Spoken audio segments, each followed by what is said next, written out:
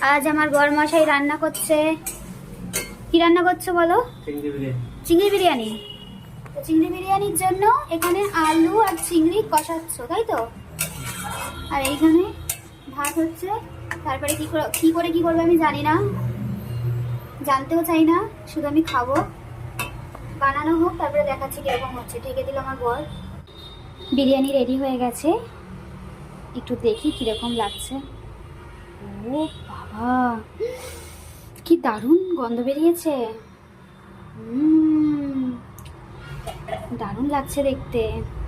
বরমশাই স্নান করে আসলেই খেতে বসবো। আর আমি ওয়েট করতে আর কি পাচ্ছি না, সহ্য হচ্ছে না আমার।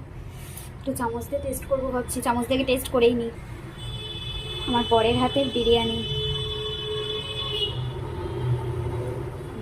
টেস্ট করা যেতেই পারে।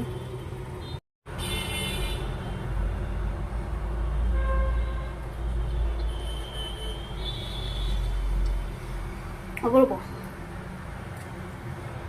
অপূর্ব একদম, দারুণ দারুণ। আমি 1 চামচ খেয়েছি। এবার আমার বর বিরিয়ানিটা ভাঙবে না কাটবে, কি করবে? কাটছে। কাটাতে না, এটা ভেঙে দেওয়া বলে, মিশানো বলে এটাকে।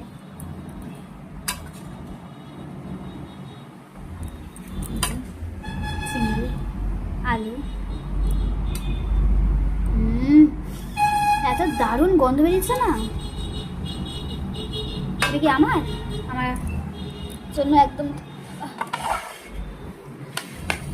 তুমি নিয়ে নাও। কটা আলু দিয়েছো? আলু আছে নাও। এই হচ্ছে আজকে আমাদের চিংড়ির বিরিয়ানি। বাবা, এখনো গরম আছে। তো চলো খেয়ে নেওয়া যাক। আমাকে তো সাদা ভাত দাও না, মানে শুকনো। ব্যাস।